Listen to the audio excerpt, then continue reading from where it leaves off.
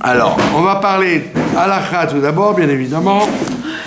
Halakha, ça s'impose, c'est le jeûne du 10 Tevet. D'accord? Alors, le jeûne du 10 Tevet, il est très très rare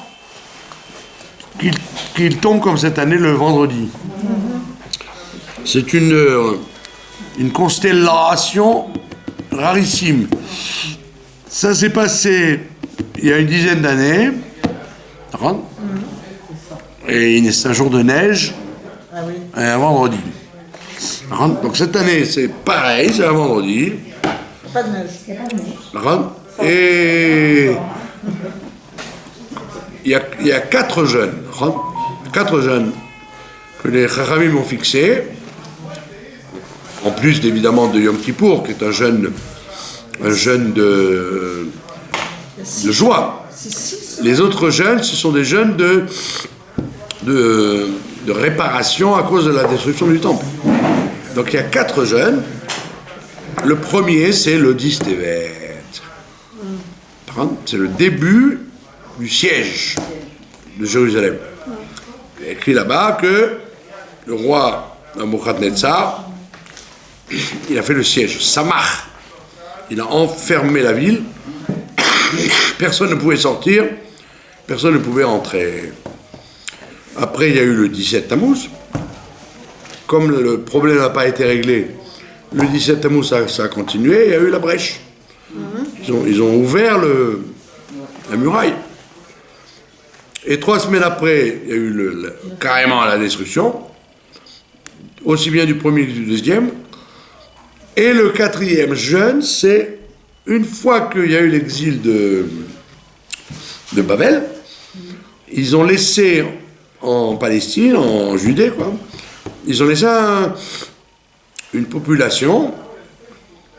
Le Nabuchodonosor, il ne les a pas exilés, et il avait mis le gouverneur Guédalia. Et ils ont égorgé Guédalia le jour de Rosh Hashanah, pendant qu'il sonnait le chauffard. Donc ça commence, le drame commence en fait le 10 Tevet.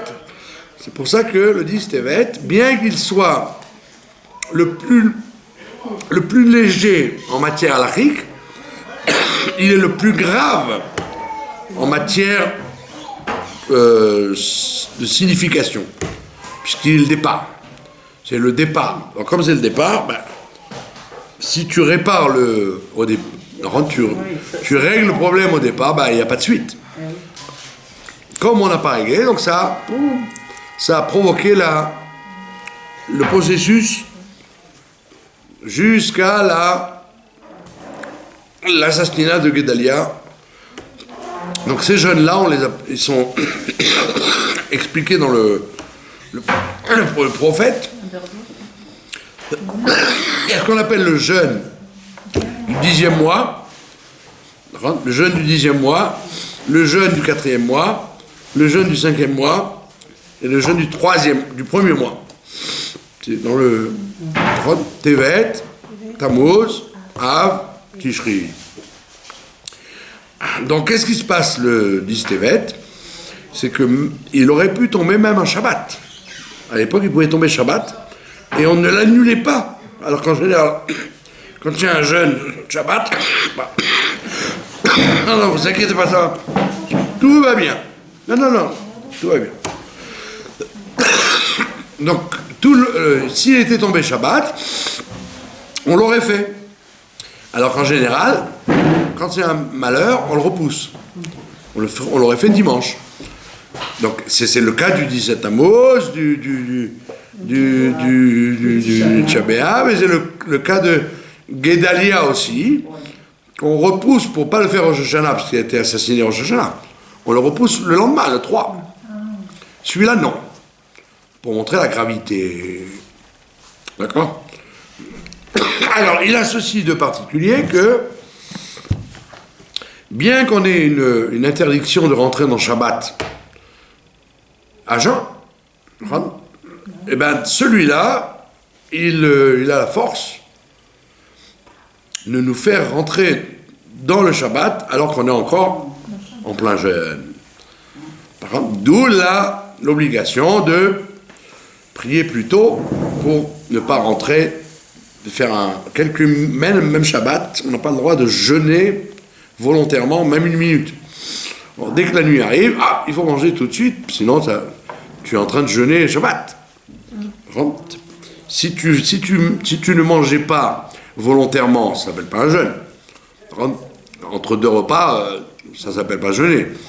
Mais là, comme on ne mange pas exprès, donc le fait de rester à jeun alors que la nuit est arrivée, tu enlèves du sérieux au Shabbat, puisque le Shabbat se manifeste par pas seulement les habits, pas seulement la propreté de la maison, mais également le kavod de manger et de boire. Donc il faut prier plus tôt pour justement dire Kriyat Shema en son temps, et vite manger pour éviter la prolongation du jeûne.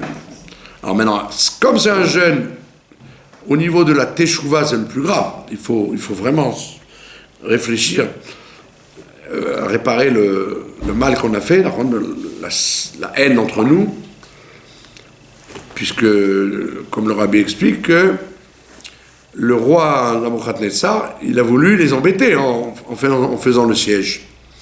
Il les a empêchés de sortir et rentrer.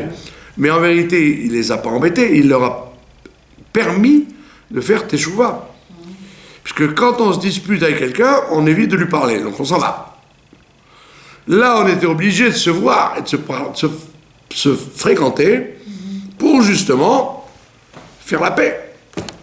Donc la mauvaise intention de Nabuchodonosor, elle était en vérité une bracha d'en haut.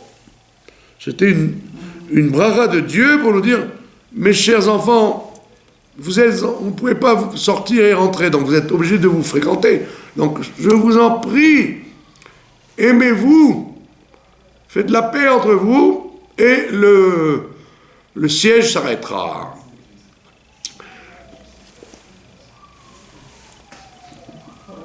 Dieu a l'habitude de parler comme quand on joue du violon. Les gens n'ont pas écouté, donc ça s'est poursuivi. Donc en fait, le principe de Samach, il a mis le siège sur Jérusalem, c'est une bracha. Donc ce jour-là, on doit faire une grande introspection pour savoir comment réparer la faute de la Sinatrina, pour empêcher la destruction du temple. Donc au niveau spirituel, c'est très riche. Mais au niveau halachique, c'est le jeûne le plus léger qui soit. C'est-à-dire, si tu ne te sens pas bien, tu prends des médicaments, ou tu as le moindre dérangement, tu n'es pas obligé de jeûner. Parce que le jeûne a une valeur spirituelle. C'est quoi le jeûne? C'est de perdre de la graisse et perdre du sang. Quand on ne mange pas, on gaspille du sang et de la graisse. Ce sont les deux, le sang et la graisse, ce sont les deux composants du sacrifice. Quand on offre un sacrifice, qu'est-ce qu'on fait avec? On offre la graisse, on brûle la graisse sur le misbéach et on asperge le sang. Et donc on fait la même chose sur nous-mêmes. Le fait de ne pas manger, tu offres à Dieu ta graisse et ton sang. C'est marrant. Ouais. Et la graisse et le sang, dans la Chassidoute, c'est expliqué que le sang, c'est quoi le sang? C'est l'énergie. Alors, au lieu que l'énergie soit gaspillée dans le mal, comme on voit quand on veut faire du mal, on court. Les gens qui font du mal, ils se dépêchent. Ils font pas ça du bout des doigts. Ils font ça avec l'énergie. Donc ils dépensent de l'énergie, et donc c'est le sang. On veut dire, au lieu de le dépenser pour le mal, hop, offre-le à Dieu. Et la graisse, c'est le plaisir. C'est le ta'anouk. Quelqu'un qui mange sans plaisir, il n'y a pas les papilles gustatives, la bave, etc. Il ne grossit pas. Il ne grossit pas. Il va manger, mais la bile noire va tuer ce qu'il mange.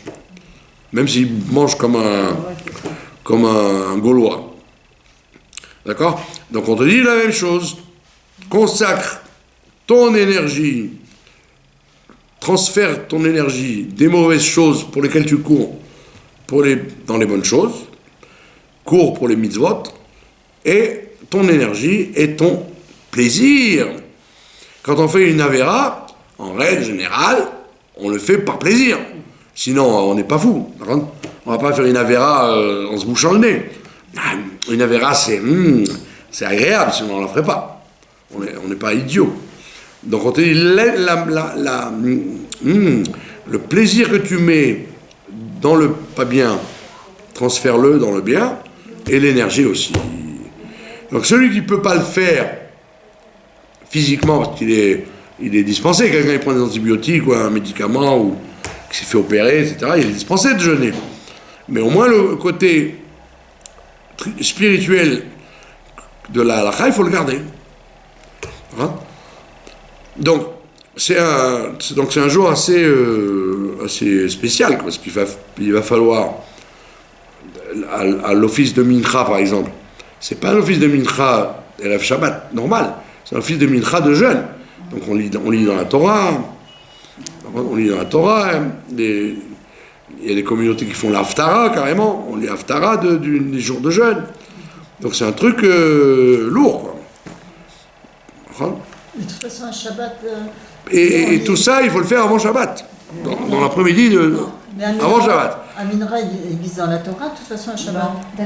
C'est vendredi, c'est pas Shabbat. On parle de vendredi, on parle pas de Shabbat, on parle de la veille de Shabbat. Bon, ça n'arrive jamais, ça. Jamais on se retrouve avec une créata Torah le vendredi, après-midi. Même Kippour, ça peut pas tomber vendredi.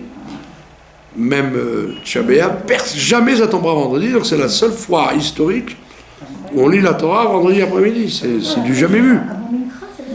Dans Mincha. Donc c'est un jour spécial. Donc, en plus, la Kviyut, elle est très, très intéressante parce que ce soir, on est le Tet Tevet. Le Tet Tevet, c'est la date anniversaire de Jésus. Il est né le Tet Tevet. Et ça tombe... Le 9 Tevet. Le Tet Tevet, c'est la date de la... Jésus Christos. Otto Haïch. C'est le 9 Tevet qui est né. Et ça tombe en même temps la date Goy, le 24 décembre. Donc il y a une conformation à plein d'événements en même temps. On le sait dans un livre qui s'appelle Megillat Ta'anit, il y a écrit des grandes dates historiques, et il a écrit le Tet Tevet, c'est ce jour-là qu'il est né. Pas comme les Grecs, les orthodoxes grecs qui disent, il est né en... Ils ont chacun une date différente. Nous on dit c'est le Tet Tevet et ça correspond d'Afka exceptionnellement au 24 décembre. Ça tombe juste en même temps. D'accord? Demain, normalement, on ne doit pas étudier la Torah. Ouais, étudier la Torah, bon, c'était à l'époque où il y avait une force à la... Pour pas donner à ce jour une importance, mais là maintenant, pour le peu d'importance qu'il a aujourd'hui, c'est un jour chol, Kiloni aujourd'hui, c'est pas un jour dati tellement, à part les orthodoxes. Bon voilà, donc Bikitsur, le jour du 10 Tevet, exceptionnellement, il tombe vendredi, et donc le matin il y a les slichot. Donc celui qui ne peut pas jeûner, bon, il ne jeûne pas. Mais en tous les cas, il faut faire slichot, rajouter dans les teilim, et surtout dans la teshuva. Pour rentrer dans Shabbat, délivré. Amen. Voilà, alors, ça c'était la halakha. Alors on allume les bougies de Shabbat, et en jeûnant bien entendu. Voilà. Après, on fait tout de suite le kiddush pour faire... Il faut attendre la nuit, dès que la nuit arrive, tac, il faut faire le kiddush. Comment il faut avoir vite alors? Il faut avoir vite juste dès qu'il fait nuit. Minra, ça va être à quelle heure? Il faut avoir vite en jeûnant alors. Il faut attendre. Pardon? Il faut avoir vite en jeûnant alors. C'est ça. Oui, c'est ça. Il faut avoir vite en jeûnant. Et Minra, c'est à quelle heure? Il y a plusieurs. En général, les gens font tôt Mincha pour. Parce que c'est long. Voilà. Bekitso, voilà l'essentiel. Alors, bien que ce soit un jour de jeûne, comme c'est Erev Shabbat, on t'oblige à t'habiller shabbatique, à te laver, de préparer Shabbat comme il faut. Tout est là, comme si c'était une préparation de Shabbat, sauf le jeûne lui-même. D'accord? Alors il y a des communautés qui ne se lavent pas, ou qui attendent la dernière minute pour s'habiller en habit de Shabbat, mais en règle générale, on fait comme si c'était un Shabbat normal, voilà, sauf pour manger, boire. Attention à ne pas goûter les plats de Shabbat. Voilà, celui qui a l'habitude de goûter les plats de Shabbat, s'il jeûne, il ne peut pas le faire. Voilà, ça c'est la halakha.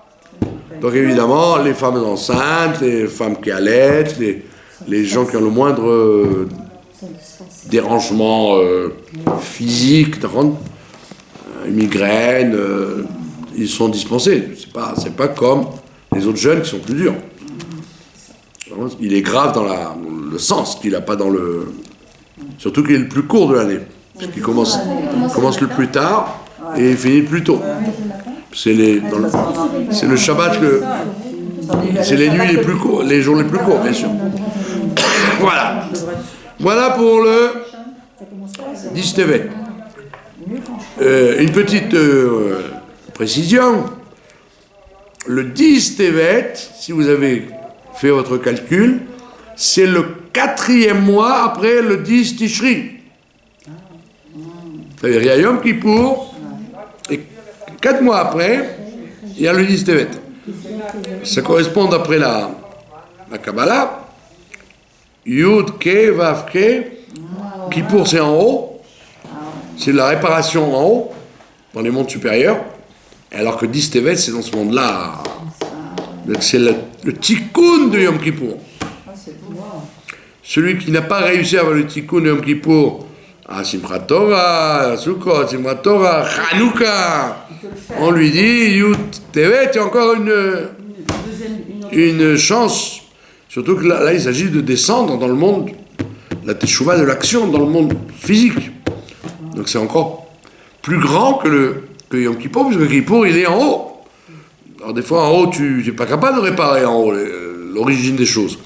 Alors que les fautes claires et matérielles, dans le Olam Asiya, dans le monde de l'action, ça tu peux réparer.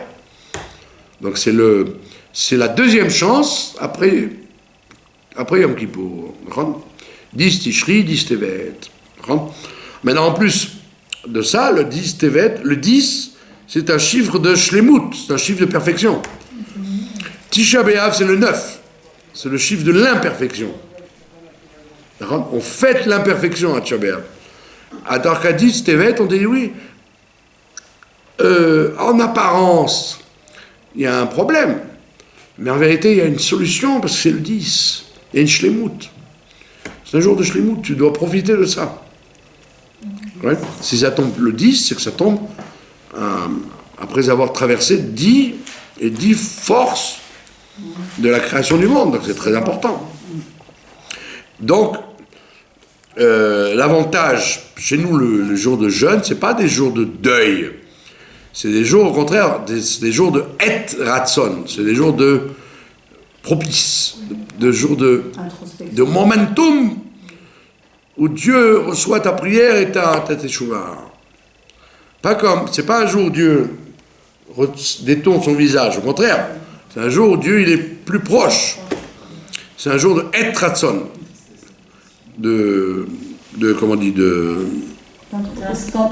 temps propice, un temps propice pour être accepté, pour être agréé par Dieu. Donc c'est très important. C'est pour ça que le rabbi il avait renouvelé une vieille coutume qui s'appelait la vieille coutume du Rav de la Kehila, qui le jour du jeûne faisait des paroles de remontrance. On appelle ça divrei kivushin. Kivushin, ça veut dire des paroles de macérage. Donc on encourage les gens à faire teshuva, on leur parle gentiment, on leur dit reprenez-vous, c'est bien, aujourd'hui c'est un bon jour, profitez-en maintenant, ce qu'on appelle divrei kivushin.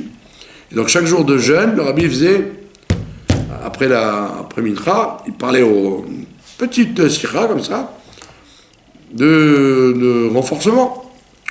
On appelait ça divrei kivushin. C'est pas des propos de réprimande. Nous, C'est pas du vous avez... c'est du moussard, mais c'est pas des leçons de morale. C'est du moussard dans le sens de... Moussard, ça veut dire rendre les gens droits. Ah oui, Eh ouais. d'accord. Ok, dans son- Du moussard dans le sens que c'est de la morale, pas de la leçon de morale. Ça s'écrit Retrouver l'éthique. C'est-à-dire que tu as plus à gagner à faire tes chouvas. Quand on fait chouvas, on est en bonne santé, on est riche, tout va bien. Quand on fait les ouaves, on prend sur la figure. Alors, qu'est-ce qui vaut le coup, hein? Qu'est-ce qui vaut mieux, gagner ou perdre? Donc, c'est ce qu'on appelle divrei kivushin. Ça s'écrit comment ça? Kidouche. Kivushin, Kouf. comme kvashim, ça veut dire la macération des cornichons dans l'eau salée. C'est avec un kouf ou? Un kaf, sinon je vous dirais divrei kivushin. Ah, Tu dis kivushin, kaf.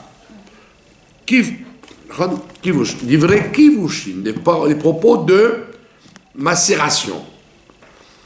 Voilà. Maintenant, nous allons passer à la paracha, si vous le voulez bien, et même si vous ne le voulez pas. D'accord? C'est Mayesh. Alors, on est encore une fois, c'est une constellation très rare, que le jeûne du 10 Tevet est relié avec la paracha de Vaïgash. En règle générale, toutes les années, le jeûne, il est lié avec la paracha de Vayechi. Alors là, pour des raisons astrologiques, on a un décalage dans le sens qu'on est une semaine en avance. On est dans Vaïgash. Qu'est-ce qu'il y a dans Vaïgash? Vous le savez très bien. Vaïgash, c'est la rencontre des deux géants, des deux titans, Judas et Joseph. D'accord? Les deux colosses qui se rencontrent, c'est comme ça le Zohar il dit. Deux colosses qui se rencontrent. Ouais. Et alors, ça signifie quoi? Ça signifie, c'est la paracha de la préparation historique à la venue du Messie.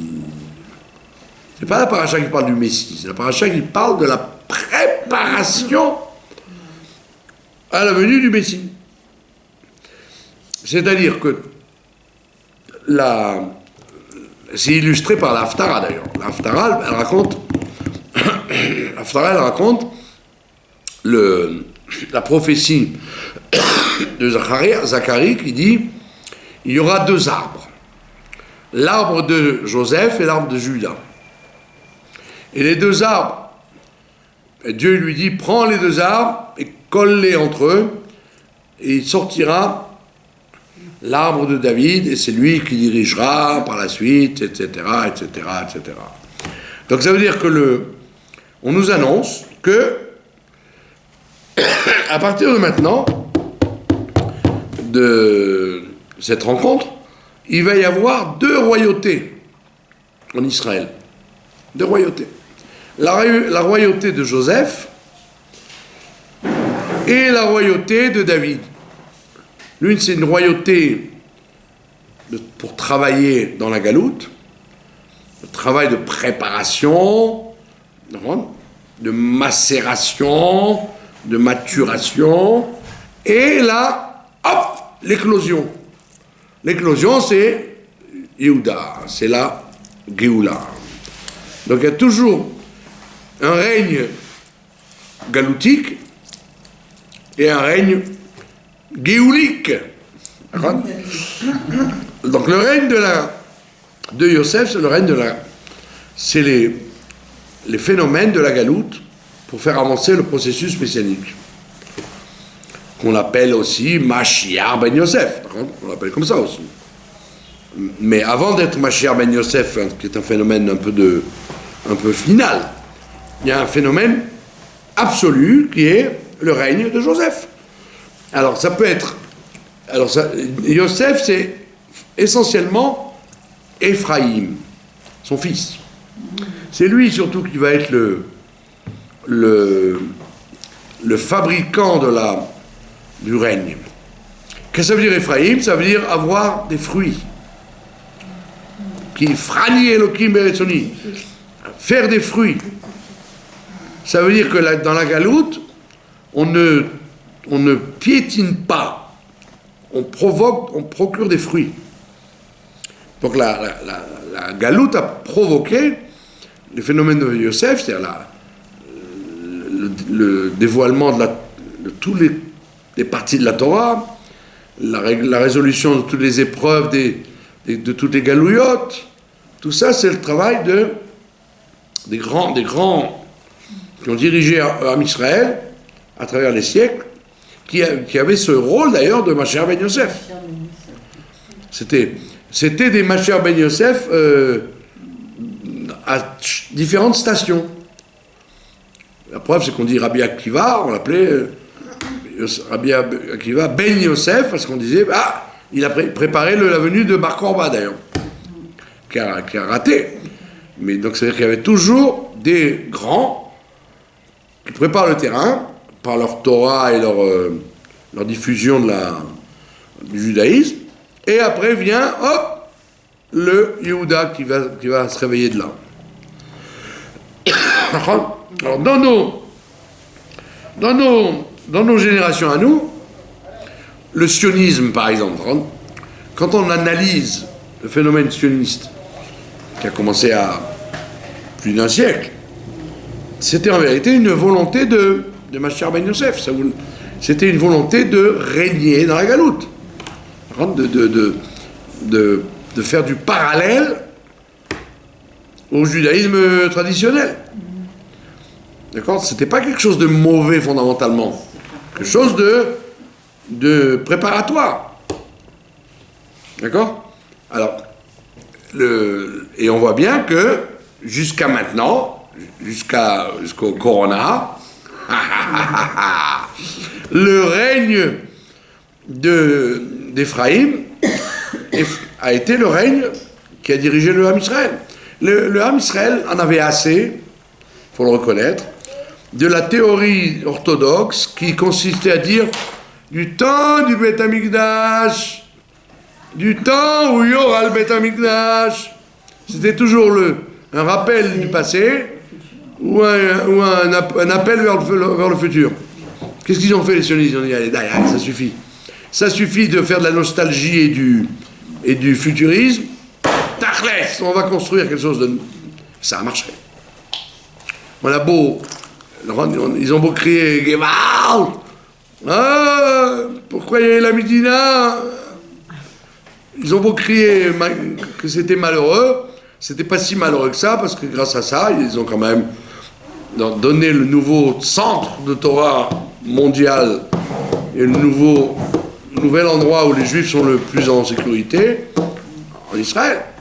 Donc il fallait reconnaître mais ça s'appelle Éphraïm, ça veut dire je ne me contente pas comme Ménaché d'une nostalgie, d'attendre que ça aille mieux, que les choses s'arrangent, je prends les choses en main. Ils ont pris les choses en main. Alors évidemment, vous avez toujours en parallèle, comme au temps de Rabbi Yehuda Nassi. Rabbi Yehuda Nassi, c'était Rabbi Yehuda, c'était Yehuda. Il était roi, mais il était roi en galoute. Ça veut dire qu'il était le roi, mais c'était quand même les Romains, Antonin, qui dirigeaient tout. Il n'y avait pas de Beth Amikdash, il n'y avait pas d'autonomie, il n'y avait pas d'autorité, il n'y avait rien. Mais il était le roi de galoute. Ça veut dire que les grands dans la galoute, ils sont le roi de David, mais ils sont en galoute. Ils ne font pas ce qu'ils veulent. Rashi, Rambam, Maral de Prague, ils sont respectés par le roi, etc. Bravo. Mais ils sont quand même dans la galoute. Ils n'ont pas l'autorité ni militaire, ni comment dire, des impôts, ni sur une terre à eux, etc. C'est un truc, comment dire, un peu parallèle. Alors que le judaïsme d'Éphraïm, c'est un judaïsme gagnant. Gagnant, ça veut dire comme la terre, comme la Médina d'Israël, comme on a vu, non.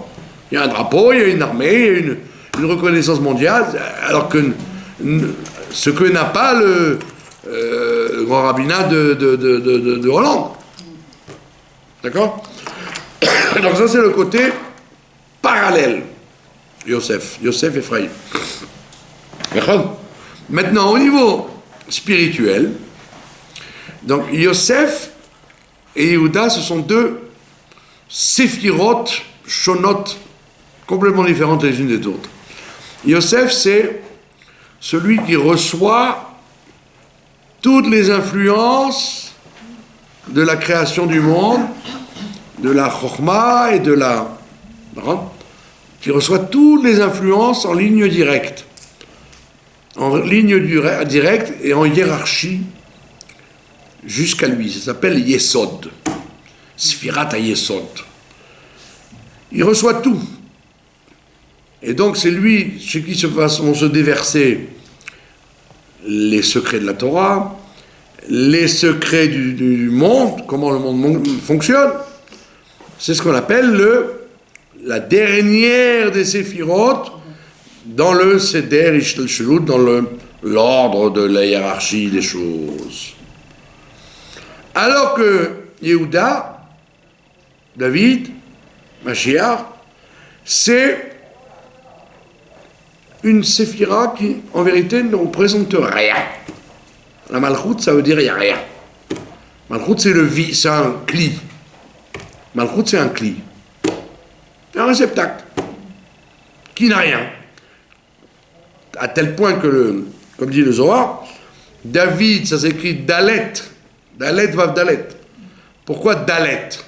Pourquoi on appelle la lettre Dalet? Il dit parce qu'elle n'a rien. C'est Dal. Elle est pauvre.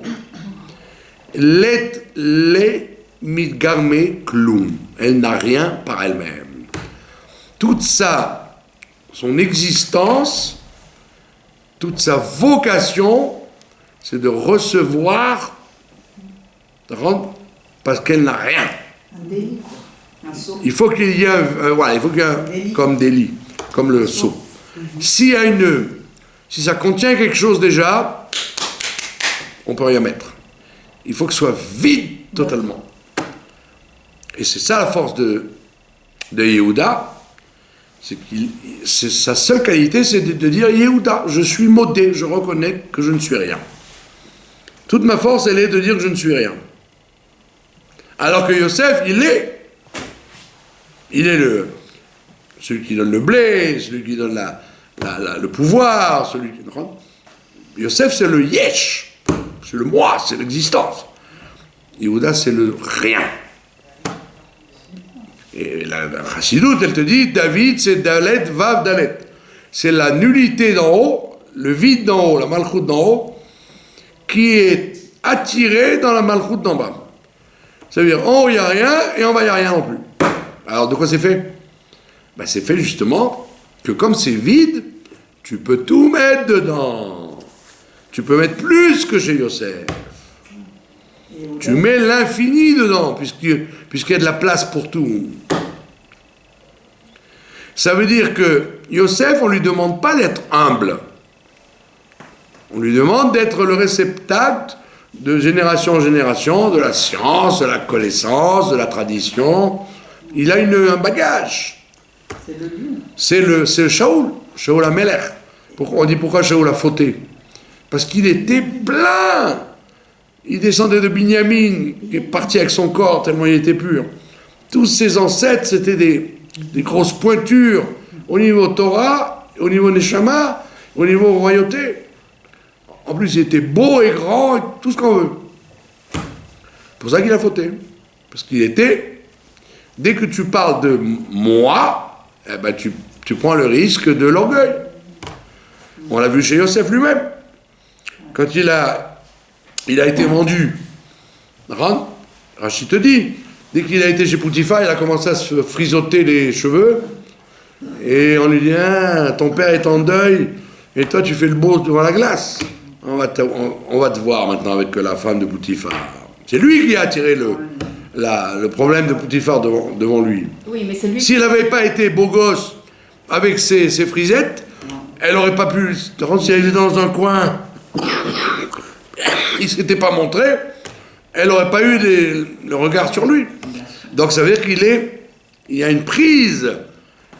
Chez Yosef, il y a une prise du fait qu'il est moi, il sait qu'il est beau, qu'il est intelligent, qu'il est le fils, le petit, le fils à papa, de son père. Donc il y a une grande tendance à l'orgueil.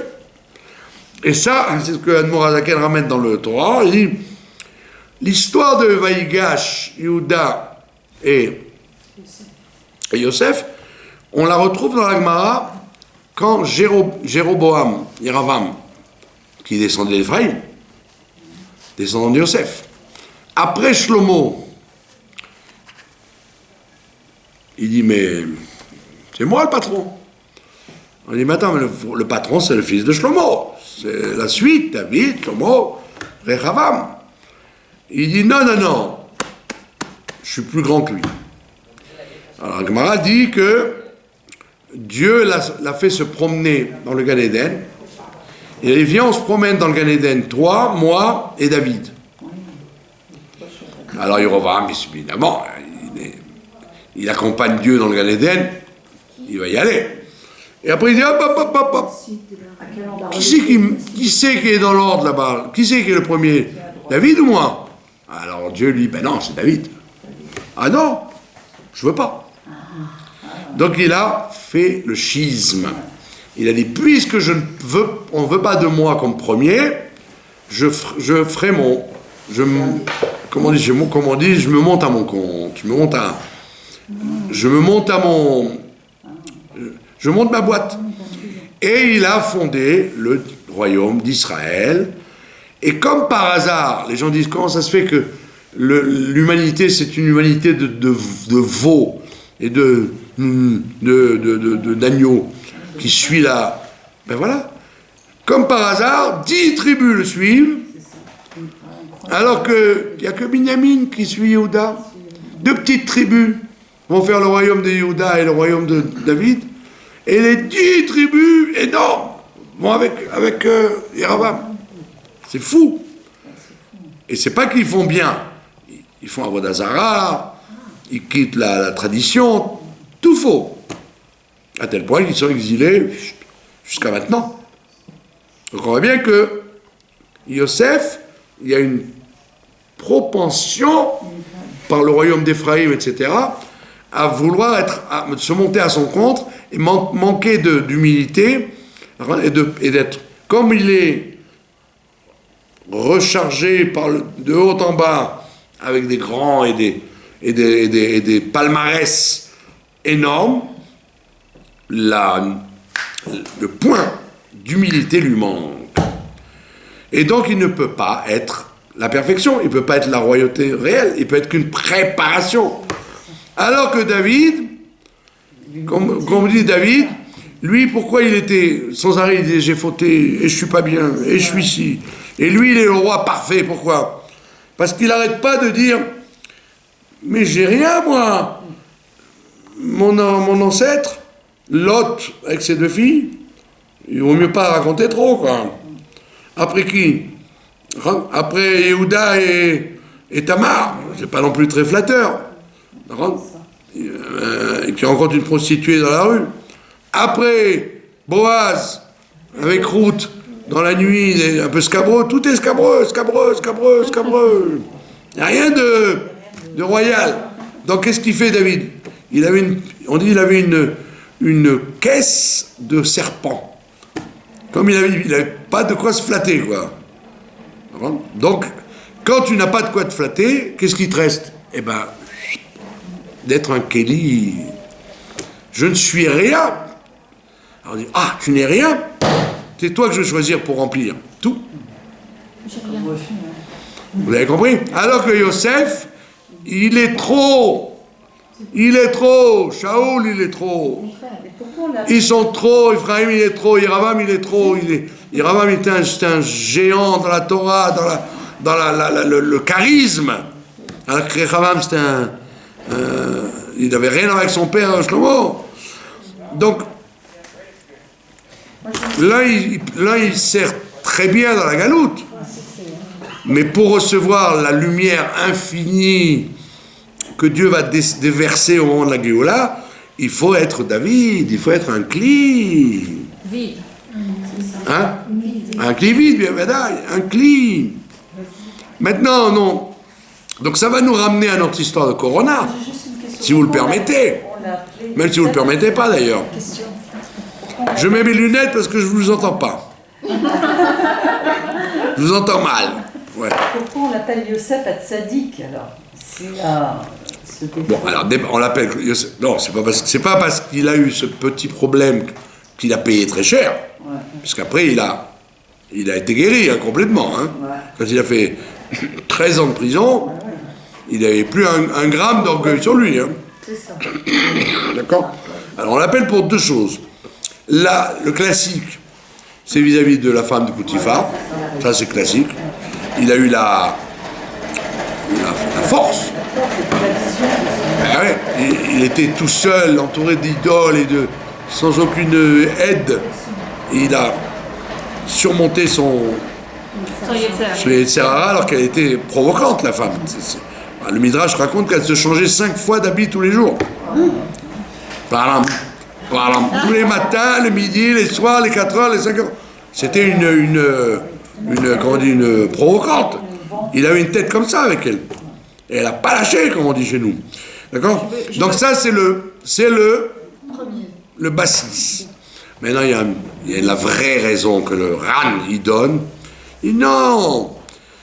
Qu'un homme, il soit fort vis-à-vis d'une femme aussi vulgaire, une adultère. Quand tu réfléchis, même si elle était belle, par contre, quand elle se lèvera, on verra bien comment elle est. Parce que même les Rechaïm, ils ont entré à Tamétim. On verra bien. On la verra. On dira bien, c'est ça, Potiphar, cassez pas les briques. On verra comment elle était. Et donc le Ran, il dit, ça, c'est pas la fin du monde. Triompher des vices et des choses, c'est pas si fort que ça. C'est pas pour ça qu'on l'appelle tzaddik. On l'appelle tzaddik parce qu'il n'a pas une seconde, il s'est pas vengé un instant des 20 ans de souffrance que ses frères lui ont fait. Ça, c'est la tzidkout. Qu'il aurait pu leur dire, mes mecs, maintenant que je suis le patron, vous allez voir ce que vous allez voir. Vous allez voir, maintenant que je suis le Moshel, je vais vous en faire voir. Surtout qu'ils étaient comme ça.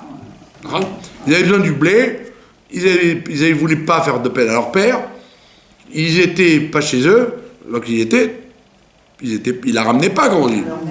Il la ramenait pas large.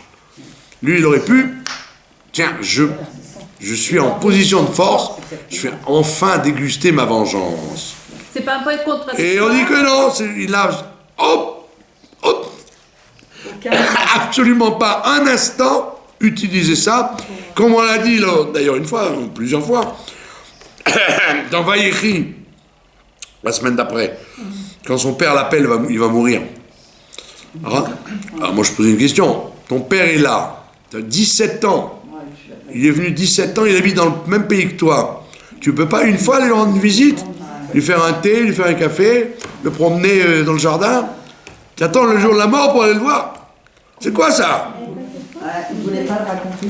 Parce qu'il a dit, si je vais boire le thé avec papa, il va dire, mon fils, alors ça va? Tu vas bien? Joseph, tu vas bien? Ouais, papa, ça va. Je travaille beaucoup, mais ça va. Dis-moi. Qu'est-ce qui s'est passé? Il y a 20 ans. Il y a 37 ans de ça. Raconte-moi l'histoire, parce qu'ils sont venus avec un tissu, ils m'ont dit, c'est tout. Qu'est-ce qu'il y a eu exactement? S'il n'avait rien dit, le père il aurait compris. S'il avait raconté, le père il aurait compris. Donc pour ne pas être une seconde en regard avec son père pour que le père lui dise « Dis-moi la vérité maintenant. J'ai besoin de savoir. » Pour éviter le lachon hara, Il s'est privé. il s'est privé, il a manqué de kibbud avaim en arguant. Tu sais, papa, je suis très occupé à la Maison Blanche, j'ai le monde entier sur le dos, je peux pas venir te voir. Ah, honteux, c'est honteux. Tu peux pas voir ton père au moins une fois. Ou alors le faire venir au palais au moins une fois, boire le thé au pignon. Donc c'est curieux. Et on te dit, mais Farchim, mais parce que du tout, c'était volontaire pour ne pas avoir à soulever la question, que son père ne sache jamais, qu'il meurt avec cette illusion qu'effectivement, il a été arraché par il était malade, et qu'il a été vendu, et qu'ils ont perdu sa trace. De garder là le respect que Jacob aurait pour ses enfants, sinon ils auraient dit, mes enfants, je vais vous déchirer pour ce que vous avez fait. Donc on voit, ça c'est pour ça qu'il est tzaddik. Ne pas se venger. Un mot même. Allez-y. Contradictoire depuis tout à l'heure. Vous parlez de l'orgueil de Yosef. Yosef s'est fait les petits rouleaux. Après il s'est calmé. Mais il a quand même su dire non à la femme de petit frère. C'est quel rapport? Parce qu'on a un défaut, on a tous les défauts. Vous avez plein de défauts. Vous n'avez pas de qualité? Très peu. Non, c'est le contraire. Très peu de feu. Dans votre curriculum vitae, vous avez tel défaut et 1000 qualités. Après, quand ses pères sont venus vers lui dire excuse-nous, tu sais, on s'excuse et tout, il a dit écoutez, calmez-vous, à Kol ça va, à Kol c'est Ah ouais, faites-le vous. Après 20 ans, faites-le vous dire non, tu n'as rien fait de mal, hein, c'est lui. Alors où est l'orgueil dans tout ça? Mais je vous ai expliqué. Il y avait de l'orgueil, après ça s'est calmé. C'est ça, c'est Je comprends. ça au début. Bien expliqué. Oh, elle ne comprend pas dans la vie. Dans la vie, La prison, ça l'a. l'homme n'est pas monolithique. Il y a des gens qui sont orgueilleux, après ils ne le sont plus. Il y a des gens qui sont intelligents, après ils ne le sont plus. Ben moi, ce qui me tracasse, c'est comment on sait qu'il Les est pas qualités et les défauts, on ne les garde pas dans sa valise toute sa vie. Comment on sait Ça évolue. Voilà. Comment on sait qu'il est pas... Le roi David aussi, il a fauté quand il a dit je veux être éprouvé. Après il s'est mordu les doigts. Il a dit j'aurais pas dû demander les épreuves. Donc, on dirait que les individus, c'est comme dans les films de cow-boys. Il y a les Indiens et les cow-boys. La vie, elle est pluraliste. C'est pas parce que vous avez tel défaut que vous n'avez pas telle qualité. Comment on sait qu'il n'est pas allé voir son père? D'où on sort ça? Qu'il n'est pas allé voir son père Sinon, on l'aurait dit. On aurait dit, il a été voir son père. On l'a jamais vu. Il y a une fois, on dit, son fils vient. Voilà. Son fils vient le voir, il dit, papa est malade. On l'aurait dit. Voilà. Donc, Bekitso, revenons à notre. Concluons avec notre Corona. Ah bon? Ben, bien sûr, mes chers enfants. Il aime bien le Corona. Le Corona, c'est le siège. Non, le Corona, c'est le travail que Dieu fait depuis des années, de nous dire, vous devez être un cli, vous devez être un réceptacle. Je veux vous donner un shefa, une abondance de bracha, le Betamidash, la Geoula, le Mashiach, etc. Je veux. Seulement pour que ça marche, il y a une préparation. Yehuda. Être un cli. Vider les tiroirs de toutes les choses qu'on connaît, qu'on a prises sur nous, etc. Se vider. C'est-à-dire que l'Occident n'a pas encore intégré qu'il n'est pas le maître du monde. On te demande une chose, de reconnaître qu'il y a un maître du monde qui fait ce qu'il veut. Il y a le monsieur, il me dit, ce soir il va pleuvoir, mets ton manteau. Moi il a lu ça, il a entendu, j'ai mis mon manteau hier et ce soir, point de pluie, point de vent, ciel bleu.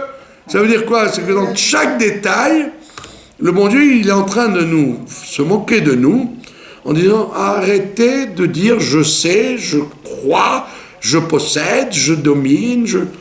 Il veut que nous soyons des kélim. Or le monde, au lieu de jouer de dire ça y est, c'est vrai, nous avons été Yosef, nous avons accumulé des connaissances, nous avons guéri, nous avons amené de l'abondance dans le monde. Yosef, nous avons été parfaitement Yosef. Maintenant, il faut que nous soyons David. Et si tu veux être David, tu ne peux plus être Yosef. C'est contre. Ben voilà. Alors le fait que l'Occident et le monde juif, y compris, et les rabbinim, et tout mélangé, dit il y a des techniques, il y a des solutions, nanana. Dieu, il te montre qu'il n'y aura pas de solution. La seule solution, c'est l'humilité totale.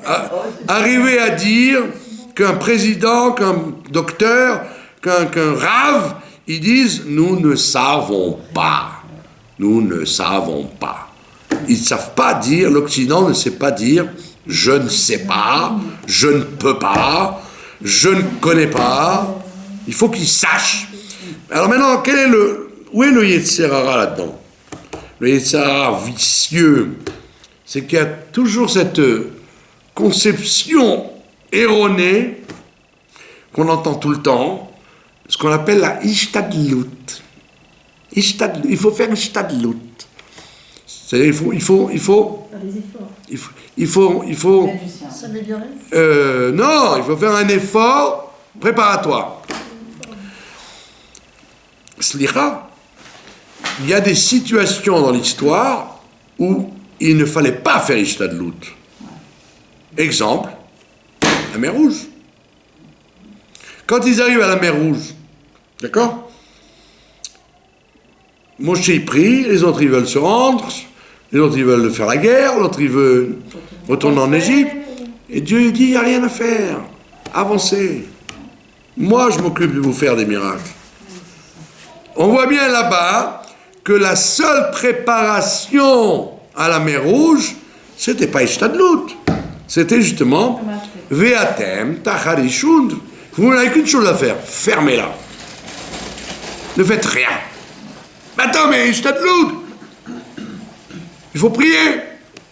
Dieu dit, je n'ai pas besoin que vous priez, j'ai préparé mon affaire déjà. Et on va se battre. Pas la peine. Et la même chose s'est reproduite à la guerre du Golfe. La guerre du Golfe 90, 91. Quand le rabbi a dit il n'y a rien à faire, tous les gens disaient Ishtadlut. Il faut faire.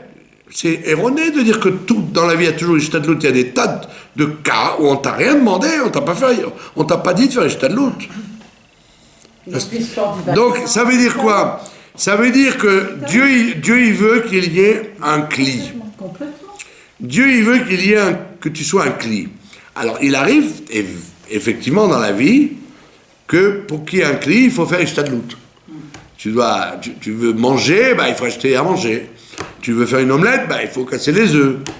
Tu veux travailler, il faut un peu travailler. Il arrive quelquefois, dans la majorité des cas, où être un réceptacle, c'est faire un cli, c'est faire Ishtadlut. Mais il y a des cas où c'est pas vrai. La guerre du Golfe, revenons à ça. La guerre du Golfe. Le rabbi dit il va y avoir des miracles. La seule chose à faire, pas faire peur et pas avoir peur. Mais il faut faire Ishtadlut. Qu'est-ce qu'ils ont fait comme Ishtadlut? Ils ont mis du scotch sur les portes et des masques. Ça servait à quelque chose, hein? Il n'y a pas eu une seule fois du gaz. Sauf que là, il y avait... Et s'il y avait eu du gaz, Hachem Ishmor, c'était pas avec du scotch. C'était pas avec du scotch et avec un masque bidon qu'on l'aurait empêché. Donc, ce qu'il aurait fallu faire, c'est des abris. Or, ça, le gouvernement ne l'avait pas prévu. Donc, ils ont fait du bluff aux gens en disant, mettez-vous dans les chambres fermées, avec le masque. Mais il n'y a jamais eu un instant un problème de gaz. Tout ce qui a été lancé, c'était des vraies bombes. Donc, qu'il fallait, c'était des abris. On voit bien que la Ishtadlout n'aurait servi à rien, puisque de toute façon, on n'était pas adapté avec ça. Alors pourquoi le rabbi il a laissé les gens mettre les masques et tout? Parce que c'est bien que moi je fais semblant de mettre le masque. J'ai une certitude que ça ne sert à rien. Mais bon, à part le fait que j'ai peur du flic, mais c'est simplement parce que les gens ont peur, alors ça les réconforte. J'ai l'impression j'ai fait Ishtadlout, j'ai fait quelque chose. Donc mais c'est évident que c'est un isaïon de l'humanité pour que l'humanité dise au bon Dieu, c'est toi qui diriges, toi et que toi. Nous on est des scientifiques, on est tout ce que tu veux, mais là on est désarmés. Alors que là ils sont désarmés, ça fait 9 mois qu'ils vous disent que ça fait 9 mois qu'on n'arrive pas. Et qu'est-ce qu'ils font? Ah ben encore on referme. Oui. Et encore on fait une bêtise sur bêtise. Et ça vient de la conception erronée, qui est une conception gauchiste, comme du temps des Palestiniens. Il fallait toujours dire, si on ne fait pas la paix, qu'est-ce qu'on va faire? On t'a demandé de faire quelque chose. Vous voyez bien que le problème s'est réglé sans qu'on fasse rien. Donc il y a énormément de situations dans l'histoire où ton travail, c'est pas de faire un effort, un geste, c'est justement d'être réceptacle. C'est pas de la tarte. Les gens ils croient que c'est. Comment on peut savoir à quel moment on doit être réceptacle, à quel moment on doit être. Par exemple, dans l'éducation, même, à quel moment on doit dire bon, ça y est. Vous êtes d'accord avec moi que tous les tentatives qu'ils ont essayé de rendre à droite, à gauche, n'ont servi à rien. Donc quand tu es humble, tu au moins reconnais, ça sert à rien. Mais du premier coup. Comme il a dit le rabbi de Belz, l'un des seuls grands rabbins aujourd'hui, parce que tous les autres sont des collabos de l'establishment, aussi bien les rabbins séfarades que les lituaniens, que les sionistes, que les Chabad, c'est tous des collabos, parce qu'ils ont ils ont peur de ne pas recevoir de trucs et de passer pour des antis vis-à-vis des gauchistes. Le rabbi de Belz il a dit, c'est vrai que c'est peut-être dangereux, c'est vrai, on ne sait pas. Mais c'est plus dangereux de laisser nos enfants ne pas aller dans les écoles, fermer nos synagogues et nos bâtés midrash et arrêter de faire du judaïsme. Il dit c'est vrai, il y a peut-être un risque, mais le risque est encore plus grave de fermer les magasins, de tuer l'économie, de tuer le shlom bayit entre le mari et femme. Ça fait plus de catastrophes que de résultats. Après 9 mois, ils disent on ne sait pas, ça, on n'a pas réussi. Alors maintenant, tu inventes un nouveau trip, le vaccin. C'est encore du bluff, c'est encore du cinéma pour ne pas accepter l'autorité que Dieu dirige le monde. Et Dieu, il supplie, il dit, mais je vous demande rien. Reconnaissez-moi soyez Yehuda, soyez un réceptacle. Le reste, je m'en charge. Comme on recule l'échéance, on patauge. Ça veut dire que Yosef ne veut plus. Yosef devrait comprendre qu'il devrait arrêter son règne est terminé.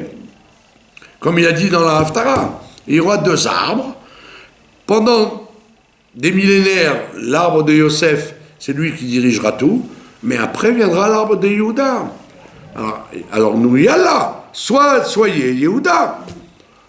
Même les rabbinim, vous entendez la même chanson, il faut faire Ishtadlout et l'ensemble prime à l'ânesse, que des clichés qui sont faux. Qui t'a dit que faire Ishtadlout, c'est fermer les écoles de nos enfants? Tu appelles ça des rabbinim? Quand la réaction elle est de dire, déjà la moindre chose qu'ils auraient pu faire, c'est de dire, vous arrêtez pas les manifs, vous fermez pas les super, nous on ferme pas les synagogues. Donnant. Ou vous nous moquez de nous. Vous vous moquez de nous. dans tous les super, ils s'enrichissent à milliards, alors que c'est des endroits fermés et à moins de 2 mètres. Et les manifestations, vous les avez pas arrêtées. Et nous, comme des moutons, oui, on ferme des synagogues. Oui, on... Slicha. D'accord? Moi, je connais entre autres, une personne qui a, dès que le corona est arrivé, ils ont fermé la yeshiva, une grande yeshiva très très sérieuse. Et depuis 9 mois, donc pas de limoud, sauf des trucs de Zoom bidon, qu'ai-je entendu il n'y a pas longtemps qu'elle s'est attrapée le corona, la femme due. Alors, j'ai pas compris comment elle a pu se l'attraper puisque son mari ne fréquente personne et elle non plus. Ça veut dire alors quand tu rassembles les renseignements, tu dis, attends, mais c'est quand même bizarre que l'Occident n'accepte pas de dire nous ne savons pas. Slicha. Non. Donc autant les rabbinim que les gens, ils te disent, il faut faire une stallout. Miyama, qui t'a dit que tu n'es pas dans une situation de mer rouge où tu dois te demander rien faire. Exactement. Il y a Trump qui a dit quand même, nous on peut rien. Mais Trump, c'est pour ça qu'ils l'ont mis dehors. C'est évident. Trump, c'est le... Qui avait dit, moi je peux rien faire, c'est là. Bien sûr, c'est un danger public. Il a osé dire qu'il y a un dirigeant dans ce monde-là. Donc on voit bien que... Mais c'est bien, c'est franc, moi. Mais il est très courageux. Donc vous voyez bien que le travail de Yosef est terminé. Et il faut laisser la place à David. Or, l'humanité et le monde juif en premier ne veut pas faire ce travail. Ce serait tellement honnête de dire les rabbinim ou les docteurs, nous ne savons pas. Nous ne savons pas. C'est honteux de dire on ne sait pas. Non, mais ça Rachid, quand il ne sait pas, il dit je ne sais pas. Oui, mais peut-être ça fait Vous avez peur. compris ? Il y a un docteur. Il y a un docteur en France qui s'excite sur le corona à longueur de parole. Alors il a argué qu'il y a une lettre du rabbi en 57, comme quoi le rabbi avait permis un vaccin qui n'avait que 5 mois. Alors, comme je ne crois pas, parce que dans les deux camps, aussi bien les camps des complotistes que les camps des coronistes, ils en rajoutent à en mentir. Donc on a été voir la lettre. Mais elle ne parle pas de ça du tout, la lettre. Elle dit, four. En yiddish, on dit, poum farter, tout le contraire. Et elle dit, puisqu'ils ont fait des choses sans essayer et que ça fait des catastrophes en Amérique, maintenant qu'ils ont fait des trucs qui ont marché, alors là, on peut faire confiance. Le contraire. Il ne dit pas du tout que c'est un vaccin qui n'a aucun sens et qu'on met en vogue. Il dit au contraire, on a essayé un truc qui ne marchait pas, et ça fait des catastrophes. Maintenant, ils ont essayé sur plusieurs gens, ça a marché, alors d'accord, on peut y aller. Donc c'est tout le contraire de ce que ce monsieur a dit. Alors, ou tu apprends l'hébreu, ou tu apprends à lire les lettres, ou alors tu n'utilises pas tous les arguments pour faire peur aux gens. Le monde se sépare en deux camps. On l'avait vu dans le cours sur Kevez et Kessev. Vous vous rappelez? Vous étiez là? Oui ou non? Oui. On a dit Kevez et Kessev. Kaf, c'est l'âme, la force de l'âme au départ. Après, dans l'âme se dévoile soit le cerveau, et après, du cerveau, les sentiments viennent d'après ça. Comme j'ai appris, je ressens. Ce que j'ai appris, je le ressens. C'est ce qu'on appelle Keves. Je suis, mon moi me donne un cerveau, ce cerveau me fait comprendre des choses, et de cette compréhension, je réveille des sentiments. C'est Keves. C'est ce que le Tanya dit, que les sentiments viennent de là, c'est le Tanya dans ce moment, quoi. Les sentiments viennent à cause de la réflexion et de la compréhension. Maintenant, on avait vu l'autre système, Kessev, que c'est les sentiments profonds qui provoquent le cerveau. C'est parce que je suis profondément comme ça que mon esprit va penser comme ça. Vous suivez ou pas? Donc c'est exactement ce qui se passe. Les gens qui sont profondément peureux, comme ils sont peureux ou courageux, c'est des sentiments profonds, c'est pas des sentiments qui viennent de l'esprit. C'est des sentiments qui sont ancrés dans l'individu. Comme je suis peureux, mon cerveau va construire des arguments de peur. Si je suis confiant, mon cerveau va construire des arguments de confiance. Donc c'est le sechel qui va être la conséquence des sentiments profonds des gens. Donc le monde se partage en deux camps. Vous avez les trouillards, toutes sortes de trouillardises, qui évidemment n'est pas justifiée, parce que la peur, ça ne se commande pas. Ça devrait se commander, puisque la Chassidut, elle te dit que le cerveau dirige le cœur. Mais là, ça ne se commande pas, et c'est pas la peine de discuter. Les gens ont peur, et donc comme ils ont peur, hop, ça déclenche, et Stadlot, fermer la choule, nanana, vaccin, toutes les réactions de panique. Et à ceux qui n'ont pas peur, ils ont peut-être peur dans d'autres circonstances. Ils ont peut-être peur pour leur parnassa demain, ou ils ont peut-être peur pour de ne pas attraper froid.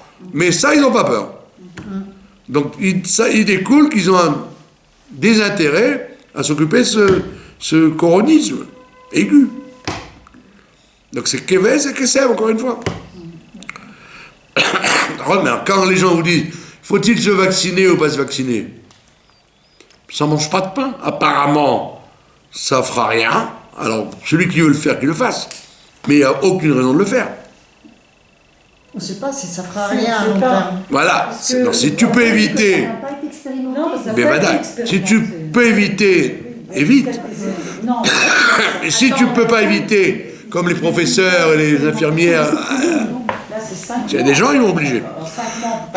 Donc, Béguissour, l'humanité est à la croisée des chemins. Elle est à la croisée des chemins, elle ne se rend même pas compte.